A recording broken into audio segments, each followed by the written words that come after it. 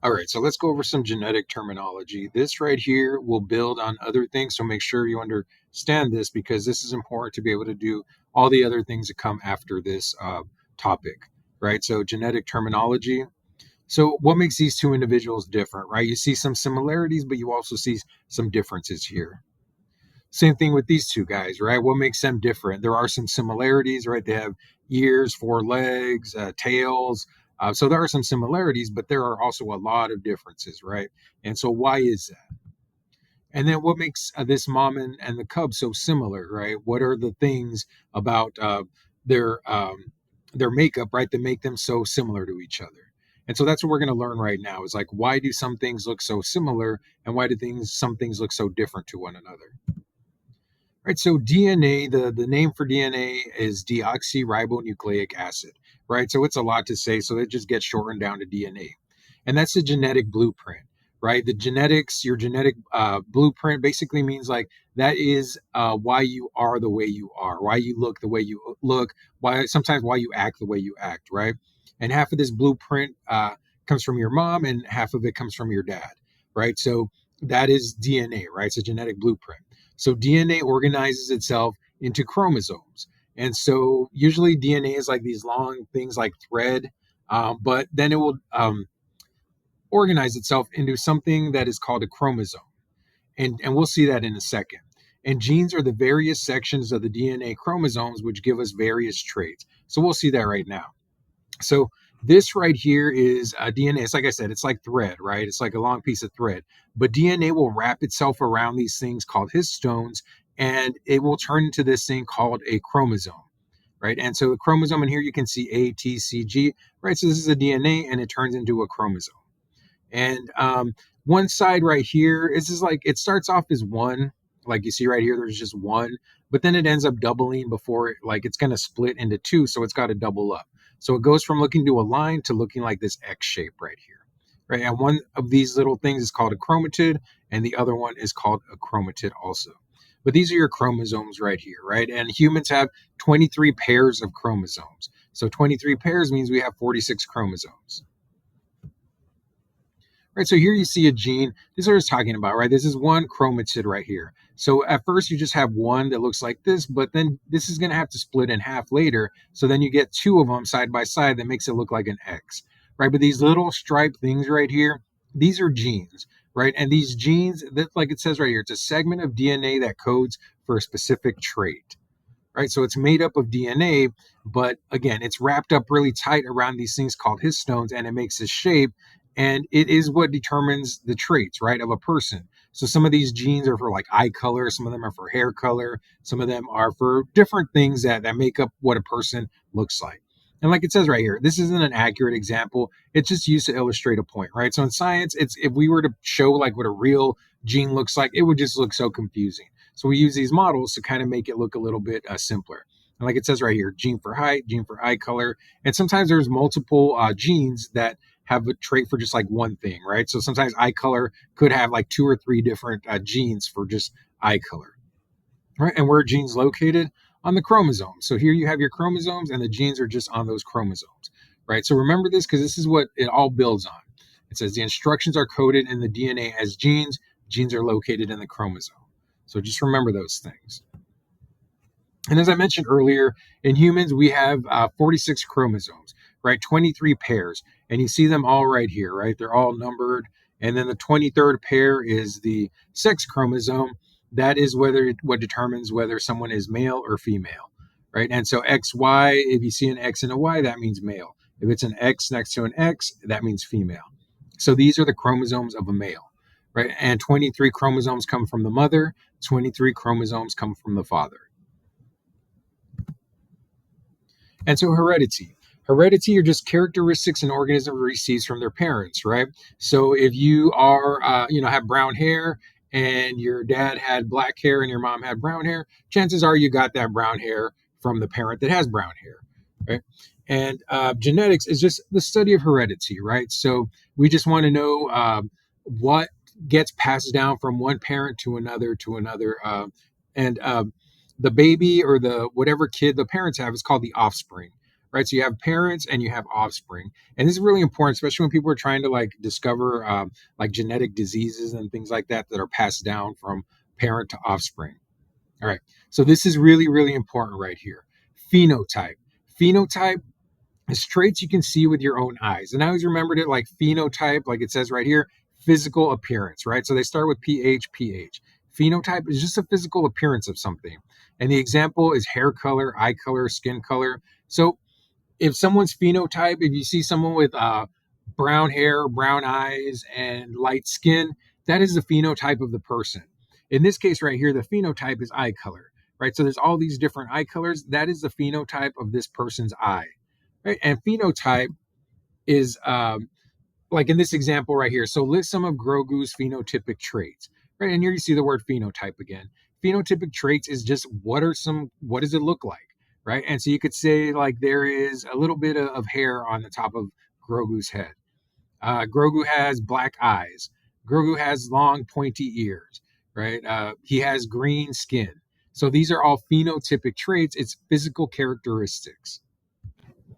All right, so allele is just alternate versions of the same gene located in the same spot, right? You receive one allele from mom, one allele from the dad. So that means, like, let's say we're talking about eye color. So right here, we'll just put that right here. We're talking about eye color. And in this case right here, this one would come from the dad. And let's say in this case, brown is the allele here.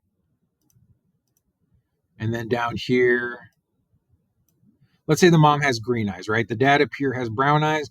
The mom down here has green eyes. But I know this is going to be a little bit weird, but we're going to have them both be as B because B means brown, right? And brown right here is just the allele for brown, and this one is the allele for green. And that'll make sense in a little bit.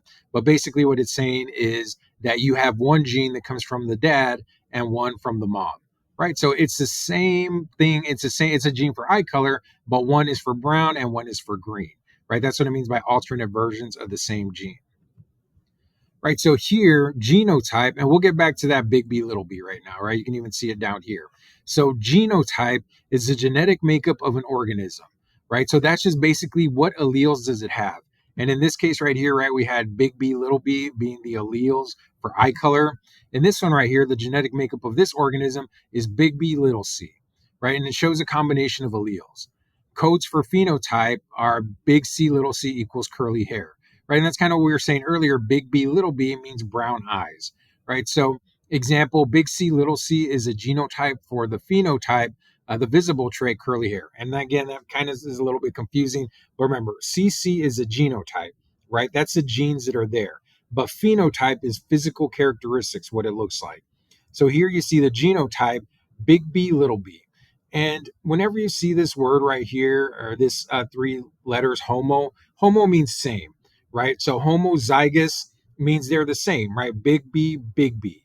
And dominant means capital letter, right? So homozygous dominant, if it's big B, then that means the phenotype is going to be a purple flower. Hetero means different, right? So heterozygous, hetero means different. So you have a big B and a little b. These are different. And so, but because you have that one big B right there, that's the dominant one. As long as you have one big B, it's always going to show up to be the color purple for this particular plant, right? And the only way you would get a white flower is if you don't have one of those big B's there. So in this case, little b is homozygous recessive. And so homo means the same. So you have, but homozygous dominant means you have big B, big B.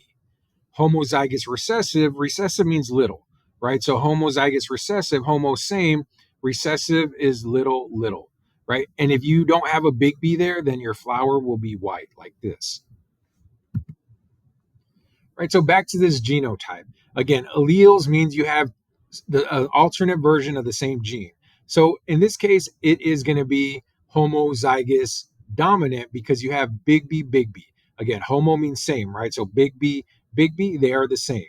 Dominant is because they are capital letters. Remember, dominant means capital letters, recessive means lowercase.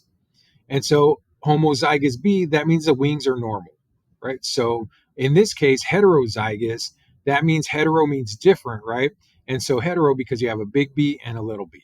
This one is hetero too because you have a little b and a big B. So they would be homo if they were the same, but they're not, right? One is capital, one is lowercase. So heterozygous big B, little b, that is also going to produce normal wings. The one that is not going to produce normal wings, you see right here, the wings are wrinkled. That one, and these are usually more rare, right? And so homo, because it is both lowercase, but this one would be homozygous recessive because they're lowercase. So again, homo means same, hetero means different. Dominant means big letter, recessive means little letter, right? And if there's ever a big B, that's what's going to show up. The dominant one is going to show up. The only way the recessive one shows up, and let me just put that down right here. The only way the recessive shows up is if you have two of the small ones, right? And that's why this guy's wings are wrinkled, because it has homozygous recessive.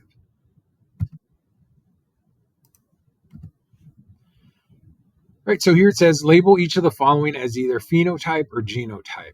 So brown eyes, what would brown eyes be? Would brown eyes be genotype or phenotype?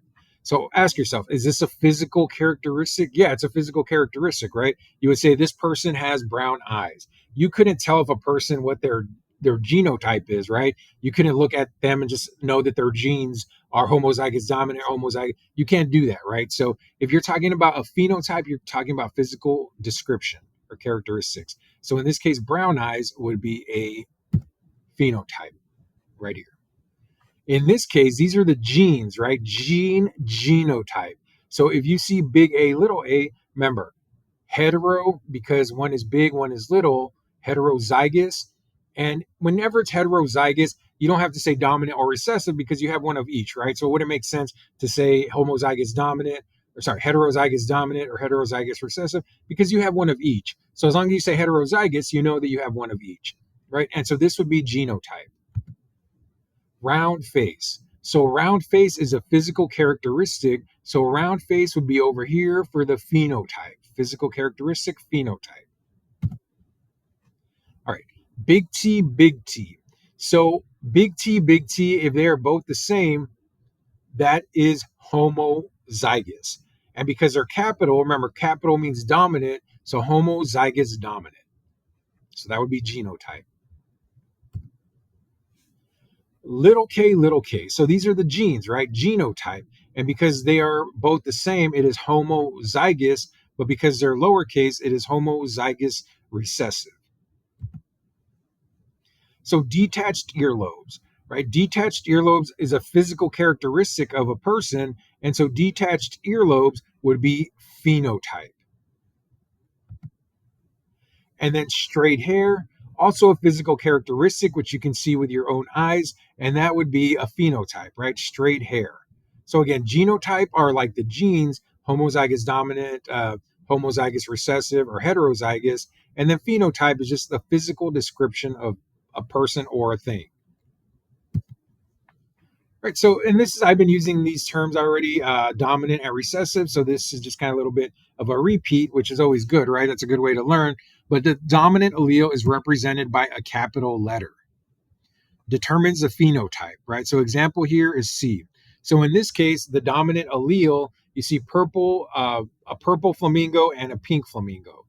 And when you mix this purple one and the pink one, the color that shows up is this pink. So you know that this pink color is the dominant one. Right? The only way you would get a purple one is if you had two recessive, like two purple ones who mated with each other. So a recessive allele is just what I was saying, right? This one is represented by a lowercase letter. And it can be hidden by a dominant allele, like you see right here, right? This R1 is dominant. This first one is dominant. The second one is recessive, right? Capital is dominant, lowercase is recessive. But if you ever have the big one there, the dominant one, that is always going to cover up or mask the little one, right? So the only way this little one will show up is if it is expressed with two recessive alleles. So basically two of the lowercase ones, right? That is the only way this will show up. And we saw this over here with the flower. Right? So the flower, the only way it showed up white is if you had these two little bees, homozygous recessive. The only way these wrinkled wings showed up is if you had two of these little bees, which are also recessive, right? So just remember, as long as you have a dominant letter there, that's what's going to show up. If you have the recessive ones, that's not going to show up. And so homozygous, both alleles are the same. And that's what I was saying earlier. Homo means the same. And so in this case, and zygous, yeah, whenever you're talking about a zygote, you're talking basically about like a fertilized egg, right? So something that's going to be born. And so homozygous, they are both lowercase or capital, right? Homo just means the same. So here you have big B, big B. These are homozygous. Here you have little b, little b. These are homozygous with each other, right? And so heterozygous means the alleles are different. And so here you have big B, and little b, big B, right? Hetero means different. And so in this case, you have a big B, little b, big B, right? And so hetero, again, is just different. And which one is going to show up? The dominant one, right? The dominant one is a one that is always going to show up if it's next to one of these lowercase recessive ones. So one allele is capital and the other is lowercase. Then the example that they give here is big B, little b. So correctly identify which gene pair is homozygous or which is heterozygous. All right, so here we have a big A, little a. Are these the same or are they different? They're different, right? Big A, little a. So that means that this is going to be heterozygous. So here you have little d, little d.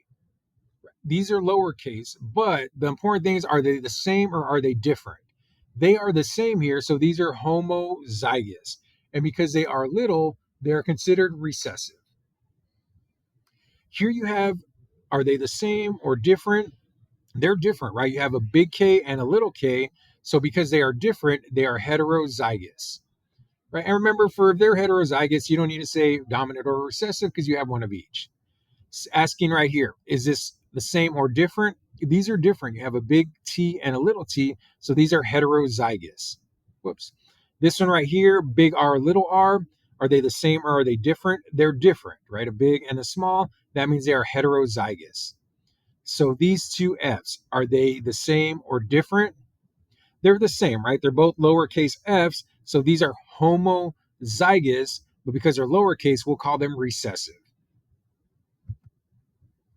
All right, so we were already doing this, so this is just a lot of good practice right here. Are these gene pairs heterozygous, homozygous dominant, or homozygous recessive? Right, so then first you got to ask yourself, are they the same? No, they are not the same. They are different, and if they're different, they're going to be heterozygous. So these guys right here, are they the same? Are they different? They're the same, homozygous, and because they're capital letters, you would say homozygous dominant. Right, so these are the same. So these are homozygous lowercase, right? So if they're lowercase, they're recessive. Homozygous recessive. So these right here, both lowercase. So these are the same, homozygous recessive. So these are two capital Q's, right? They are the same. So they are homozygous dominant. And then here they are different, right? A big one and a little one. So these are heterozygous.